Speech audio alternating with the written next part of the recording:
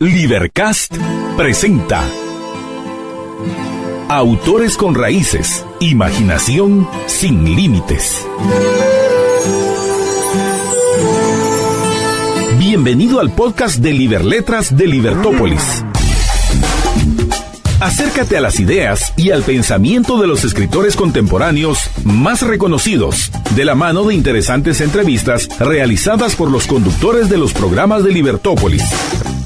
Muy buenas tardes, apreciables oyentes. Hoy está con nosotros el doctor Joaquín Fuster, los misterios del cerebro, que ha sido uno de los temas que ha tratado en esta su primera y breve visita en nuestro país, pero que esperamos que sea solo eso, la primera, y quede invitado el doctor a regresar. Los misterios del orden sensorial y la evolución de la corteza cerebral relacionados con el desarrollo de la mente y de la civilización humana. Los temas que ha expuesto en estos días el doctor Fuster. Joaquín Fuster es profesor de psiquiatría y de ciencias de la bioconducta en el Neuropsychiatric Institute y en el Brain Research Institute de la Universidad de California en Los Ángeles. En 1958, el doctor Fuster proveyó la primera evidencia de que el sistema de activación reticular del cerebro, un sustrato nervioso que sirve para despertarse, modula selectivamente la atención visual. Desde entonces ha hecho cuantiosas contribuciones científicas en su campo. Por ejemplo, en 1971 describió las primeras células de memoria encontradas en cerebros de primate. En los años 90, él y sus colegas descubrieron y analizaron las propiedades de las células de memoria para tareas táctiles en la corteza somatosensorial y luego demostraron que las neuronas en la corteza prefrontal integran información a lo ancho de dos modalidades sensoriales diferentes, la audición y la visión, y a lo largo del tiempo. Como resultado de sus descubrimientos, Fuster ha desarrollado y probado la hipótesis de que las tres formas de memoria de corto plazo, de trabajo y de largo plazo comparten las mismas redes corticales. Y en un libro reciente, Cortex and Mind, Unifying Cognition, Fuster expande sus conceptos más allá de la memoria, hacia otras funciones cognitivas, tales como la percepción, la atención, la inteligencia y el lenguaje. Sostiene que todas las funciones cognitivas están basadas en transacciones nerviosas dentro y entre redes neuronales de representación cognitiva. Pero no se asusten nuestros oyentes si no entendieron nada de lo que yo hoy leí, porque parte de eso nos va a explicar hoy el doctor Fuster, pero aún más vamos a entrar en un tema que me parece interesantísimo. ¿Cómo yo llegué a conocer los escritos del doctor Fuster? Pues bueno, fue por medio de un libro que se llama El orden sensorial, escrito por, qué sorpresa, Friedrich Hayek en la primera mitad del siglo XX, en el cual exponía Hayek sus teorías con relación a cómo se forma la mente. Y en su más reciente edición, el prólogo estuvo a cargo del doctor Joaquín Fuster. Bueno, yo me callo y démosles la bienvenida precisamente a nuestro invitado hoy. Doctor, muy buenas tardes. Muchísimas gracias. Estoy honrado de estar aquí con ustedes. Un placer muy grande poder hablar de esos temas que a ustedes tanto les interesan, como son las relaciones entre el individuo y la sociedad, la formación de la memoria individual y de la memoria institucional. Temas, como sabe usted, favoritos de Friedrich von Hayek, a quien tuve la buena fortuna de conocer, un genio universal, un genio extraordinario que revolucionó no solo la economía mundial, sino nuestros conceptos sobre la mente, muchos años antes de que supiéramos los hechos concretos de cómo funciona la mente en el cerebro. Quiero recalcar que efectivamente estamos tratando con misterios del cerebro, porque hay mucho por saber, mucho por conocer, pero debido al trabajo de muchísima gente en los últimos 50 años, algunas cosas sí sabemos, entre ellas que la formación de la mente y de la memoria del individuo sigue ciertas normas, ciertas reglas, que Hayek enunció en la tercera década de su vida y en la tercera del siglo XX, entre las cuales está la idea de que la memoria es un código de relaciones entre células nerviosas que no está ubicada en un sitio específico, sino que está distribuida en redes de neuronas de la corteza cerebral. Lo que define una memoria es las relaciones entre sus elementos, relaciones de asociación que se forman en el curso de la vida del individuo y que en realidad no concluyen nunca, se desarrollan con mayor celeridad y avidez al principio de la vida, en las primeras 3 décadas, pero no alcanzan en realidad su totalidad hasta avanzada la vida. Y siempre se sigue adquiriendo memorias y conocimientos nuevos. Doctor, ya que Dígame. usted menciona el tema de las 3 décadas, ¿acaso aquel que ya pasó esas 3 décadas no sigue creciendo su conocimiento y creciendo su memoria? Es que tal vez esa parte no me quedó Sigue clara. creciendo y sigue desarrollándose. Y en realidad, gracias a ello, nos permitimos o se nos permite el poder expandir, desarrollar esas redes para contrarrestar el deterioro que hay en el curso de la vida, en las conexiones cerebrales y en las neuronas mismas. Algo muy sencillo, porque estoy segura que la mayoría de nuestros oyentes es para ellos nuevo el concepto de la neurociencia. ¿Qué es? La neurociencia es la ciencia del funcionamiento del sistema nervioso al servicio de las funciones cognitivas. La neurociencia cognitiva estudia 5 funciones fundamentales: la inteligencia, la memoria, la atención, la percepción y el lenguaje. Estas son las funciones cognitivas fundamentales. La neurociencia cognitiva se dedica a estudiar la base estructural y los mecanismos cerebrales que mantienen estas funciones. Le diría que Hayek, antes de tener sus intereses en la economía, tenía intención de estudiar psicología y neurociencia. En los años 1920, en sus años 20, en realidad, era muy joven, empezó con abogacía en Viena, pero estaba sobre todo interesado en el tema de la mente y del cerebro.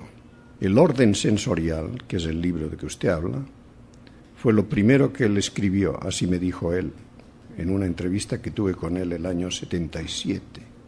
Una entrevista muy interesante en la que me dijo, entre otras cosas, que él debía su reputación a el ataque de 2 teorías o sistemas teóricos que se creían irrefutables.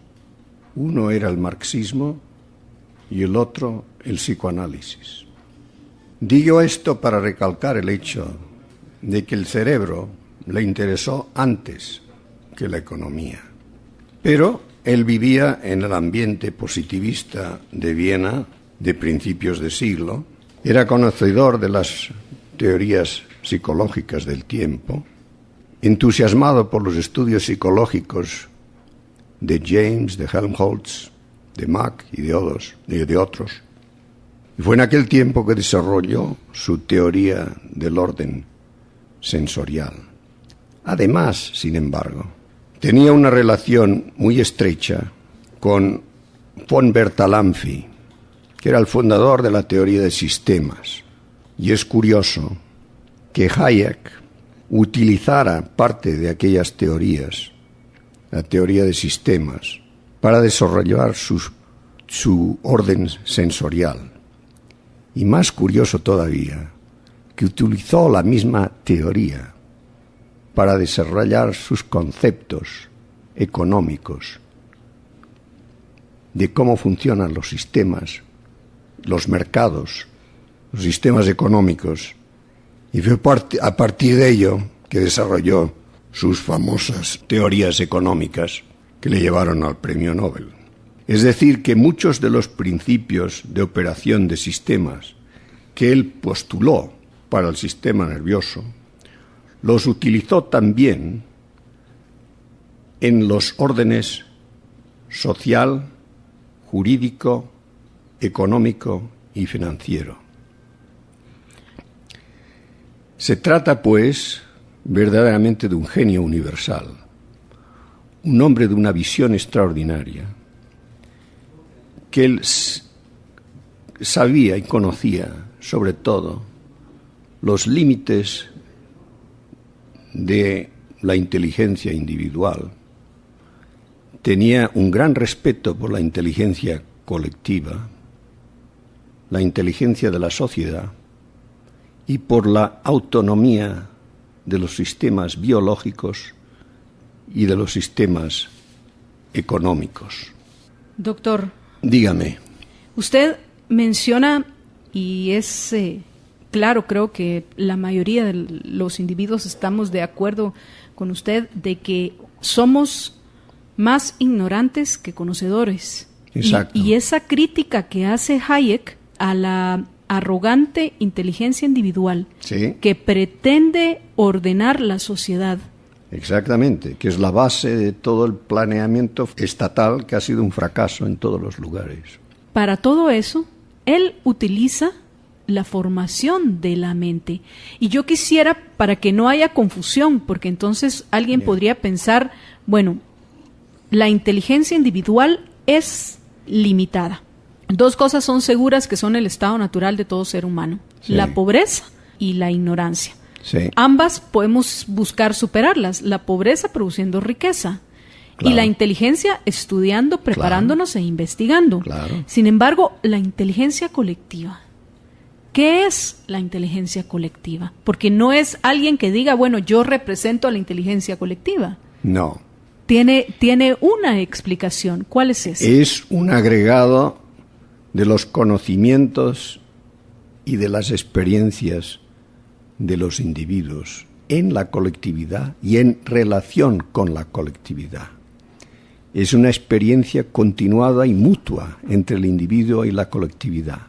Es esto lo que lleva a las instituciones, es esto lo que lleva a las hipótesis de trabajo, a las teorías y a los sistemas eficientes de educación, de economía y de alivio de los problemas y de las limitaciones humanas.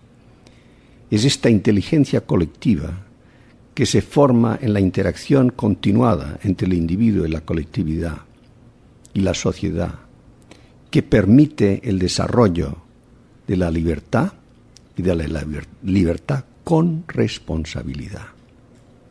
Entonces, podríamos decir, recordando a otro filósofo español también, igual que usted, de principios del siglo XX, en lugar de decir yo y mis circunstancias, podría decir yo y mi relación con los otros. Exactamente, Ortega, sí. Así es, Ortega y Gasset. Sí. Y mi interacción con los otros. Yo y mi interacción, yo y mi cooperación, también podríamos decir. Sí, con exactamente. Nosotros. Pues como hablábamos, o como usted comentaba, existe una memoria evolutiva. Yo apunté aquí cómo es que usted la llama, la memoria filética. Es la estructura de las áreas corticales de la corteza cerebral que se dedican a los análisis de las sensaciones y de los movimientos. Son las áreas primarias cerebrales que comparten todos los seres humanos al nacer. Esto está determinado genéticamente. Yo le llamo memoria porque es una forma de memoria. Es la memoria que ha formado la especie en la noche de los tiempos a través de millones de años, en su adaptación con el medio ambiente. Y es una memoria que es adquirida, que está almacenada y que se recupera, se reactiva en toda nuestra vida cotidiana. Es encima de esta memoria filética que se establece la memoria del individuo, la memoria individual, a base de redes de neuronas que parten de estas áreas primarias de memoria filética y suben, se desarrollan hacia lo alto de la corteza cerebral, en las que llamamos zonas asociativas, donde se forman las asociaciones, las conexiones que definen la memoria individual, porque la memoria es un código de relaciones. No son las neuronas en sí que determinan una memoria. La memoria no está localizada en neuronas determinadas, está localizada en las relaciones entre neuronas. Por lo tanto, estamos hablando de redes distribuidas de neuronas dispersas a todo lo ancho y largo de la corteza cerebral. Y una neurona o asamblea de neuronas puede ser parte de muchas memorias.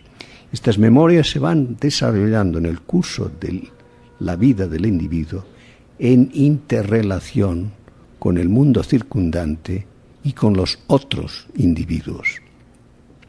Y es así como se va formando la experiencia, la memoria, que determina los modos de proceder a todos los niveles, desde los más concretos de la vida cotidiana a los más elevados, sociales, éticos. Entonces, en los niveles más altos de esa corteza, de la corteza asociativa, se forman estas redes neuronales que contienen en sí misma, esto es, en los patrones de relación, los conceptos de interacción social y de conducta social. Es en estos niveles, a base de experiencias múltiples, concretas, que se van formando por arriba, por encima, las redes que mantienen en sí mismas los conceptos más elevados del convivir y las normas éticas y los principios y los valores.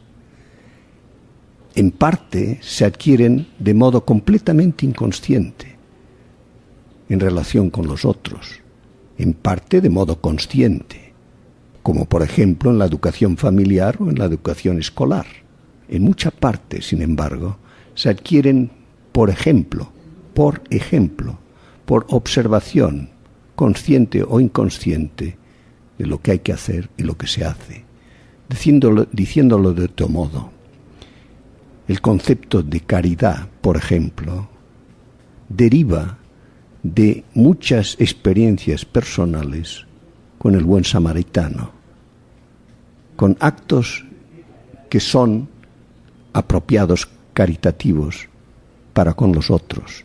Es así como se adquieren conceptos generales de cómo hacer y qué hacer de un modo ético y socialmente aceptable.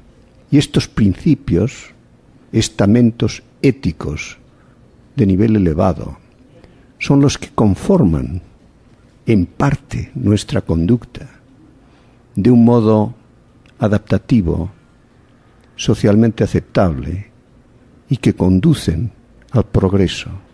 Es decir, que sí, en cierto modo, nuestra conducta está determinada, en cierto modo, y en cierto modo, de un modo inconsciente, actuamos de modos que nos parecen a nosotros ser perfectamente libres, pero que se fundan justamente en una educación previa, en la adquisición de ciertos principios y ciertas memorias, ciertos conceptos de lo que hay que hacer para convivir con los demás. Y el conocimiento colectivo de estos conceptos, de estos principios, lleva a las instituciones. Y estas instituciones a la vez interaccionan con los individuos. Y es un flujo y reflujo constante entre el individuo y la sociedad y las instituciones, lo que forma la sabiduría, por así decirlo, de la gente y de las sociedades. Doctor, entonces, si vamos nosotros a desarrollarnos, si vamos a vivir dentro de un, llamémosle, sistema de incentivos perversos, en el cual desde pequeños miramos que aquellos que son irrespetuosos no necesariamente van a ser castigados, y aquellos que son respetuosos no son premiados. Claro. Poco a poco, las mismas actitudes de los miembros de esa sociedad se van volviendo antisociales. Claro, así es. Todo esto, si vamos a vivir dentro de un sistema de incentivos perversos, esa es la raíz por la cual no sentimos que funcionan las cosas dentro de esa sociedad en la cual vivimos. Claro, eso es un lastre y esto es lo que lleva a la perversión, en cierto modo, de la sociedad y a la pérdida de la convivencia. Afortunadamente, hay también las tendencias opuestas, las tendencias positivas. Hay las tendencias, muchas de ellas inconscientes, intuitivas, que contrarrestan estas influencias maliciosas.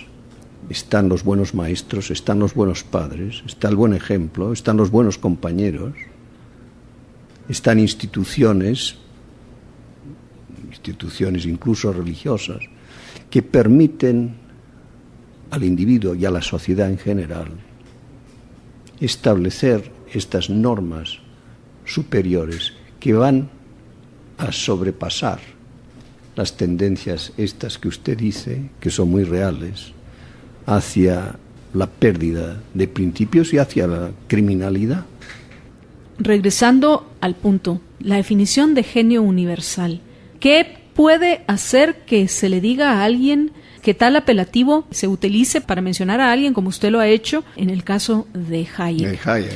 Y de todo esto, de la sociedad y la formación de la mente, cuando Hayek escribió El orden sensorial, pues lo hacía básicamente a partir de sus reflexiones, porque evidencia científica no había. Había, pero poca. O había muy poca. Sí. Sin embargo, hoy eso ha cambiado. Exactamente. Y yo quisiera que nos compartiera cómo ha cambiado tal visión. El genio universal, a mi modo de ver, tiene dos características fundamentales.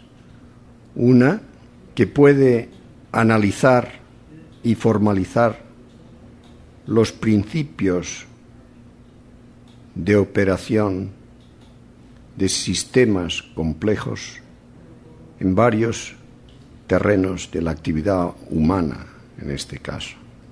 Es decir, que son individuos que extraen normas y reglas generales que se aplican a varios terrenos de la biología y de la actividad humana.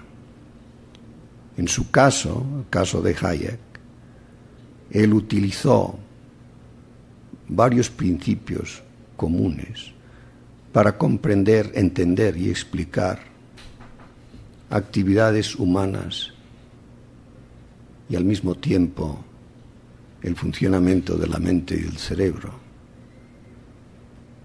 Y actividades humanas como son las actividades en los terrenos jurídicos, económicos, de mercado, de sociedad. El genio universal es el que sabe extraer estas normas, estos principios generales, lo que él llamaba la explicación del principio, justamente en este mismo librito. La segunda característica del genio universal es la característica del profeta. Es un individuo que se anticipa a sus tiempos. Es un individuo que marca esas normas, esas ideas, esas teorías, mucho antes de que la sociedad las encuentre aptas y aplicables. Así lo hizo él en el sistema nervioso. No voy a decirles a ustedes que lo hizo también en el sistema económico. El sistema nervioso, cuando él escribió este librito, en los años 20, se sabía muy poco sobre el sistema nervioso. Se conocían algunos principios, como eran, por ejemplo, la influencia de las experiencias primarias del individuo a poco de nacer, de cómo se desarrollaban los cerebros a los que les faltaba estimulación sensorial. Se sabían algunas de las características de los circuitos nerviosos. Se conocía un principio muy importante que justamente descubrió un español que se llamaba Lorente de No, discípulo de Ramón y Cajal, el principio de la recurrencia y los circuitos cerrados. Él utilizó todos estos elementos de conocimiento, además de los conocimientos psicológicos del siglo anterior, y formó su teoría del orden sensorial. Esa teoría quedó formulada y plasmada en este libro, sin confirmación, por lo menos 50 años. Incluso en los años 50, cuando él lo escribió, el libro, ya se había avanzado bastante, pero todavía faltaba mucho por conocer. Por ejemplo, no se conocía la riqueza extraordinaria de conexiones que hay entre las neuronas de la corteza. Hoy sí lo sabemos. Él formuló una teoría del orden sensorial que trasciende naturalmente a las sensaciones y va más allá, el orden de la mente y el orden de los fenómenos, basando en estos conceptos fragmentarios que se sabían, que se conocían, estos hechos que se sabían y se conocían muchos años antes de que se confirmaran. Entre otras cosas me dijo el año 77 que él se encontraba solo en Viena, pero que leía ávidamente estos tratados y artículos y libros de psicología y de anatomía del sistema nervioso.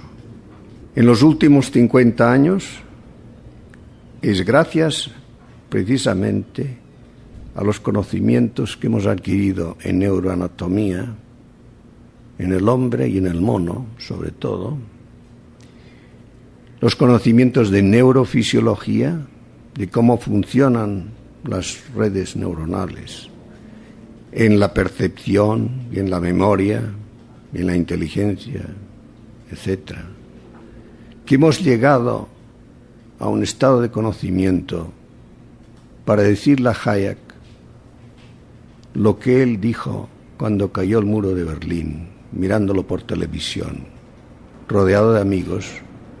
Se levantó de su silla y dijo lacónicamente: ya os lo dije. Si él supiera lo que hoy sabemos sobre el cerebro, diría lo mismo: ya os lo dije. Y lo que dijo, lo dijo en este librito. Doctor, ahora regresando al punto de nuestro tema, pues al fin nos quedan un par de minutos nada más. ¿Cuáles fueron al final las que usted considera las conclusiones más importantes a las cuales llega Hayek en el orden sensorial en lo que respecta a la relación entre la mente y la sociedad, y por qué una mente humana no es capaz de organizar o crear o modificar o construir una sociedad? El hombre vive en su circunstancia, tal como decía Ortega y Gasset.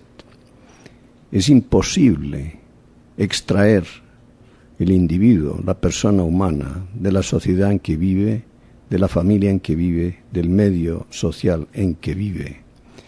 Hay una relación constante, activa, dinámica entre el individuo y la sociedad. Una relación que forma al individuo y forma las instituciones de la sociedad. El genio de Hayek está justamente en haber acertado la importancia que tiene que ver lo que yo llamo la percepción-acción en todos los ambientes de la actividad humana, que es esta relación dinámica con los otros que va en los dos sentidos. Pongamos, por ejemplo, en la educación, la relación entre el maestro y el discípulo, donde el maestro es una parte integral de aquel círculo y tiene que estar el maestro constantemente atento a las reacciones del discípulo y el discípulo a las reacciones del maestro. Y no sirve de nada la educación simplemente por dictum, por precepto: has de hacer esto, has de hacer lo otro, sin que el maestro tenga en cuenta la reacción afectiva, emocional de aquel principio, de aquella orden, y viceversa. El discípulo tiene que estar completamente al tanto de cuáles son las reacciones del maestro a sus intervenciones, a su aprendizaje. Estas cosas nos las dijo Hayek en el terreno del orden sensorial y la importancia del mismo en las actividades humanas, entre las cuales, naturalmente, juega un papel importantísimo la educación. Doctor, ha sido un placer y espero que en su próximo viaje a Guatemala tengamos otra vez la oportunidad de que nos acompañe y que haya disfrutado como nosotros. Muchas gracias. De esta hora y media. Es un placer. Libercast presentó Autores con Raíces, Imaginación sin Límites.